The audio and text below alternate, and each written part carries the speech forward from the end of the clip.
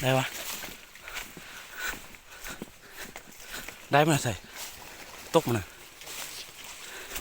โอ้ไก่เด็กไก่ว่าตกไปโซ่อยู่ต้อโอ้เสียดายบอลยิงหอกนะ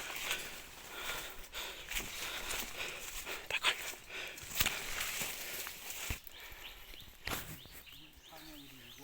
ซาเลยเอาเต็มที่สองเต็มที่สองโอ้เห็นตัวนึงบินมานี่ลูกซาดเอาเต็มที่สองแล้วโอ้เยอะยุ่งนี่นั่นบ่ลูกซันมันนะนักแข่งขนสาเอาเริ่มละมาละสองเต็มละ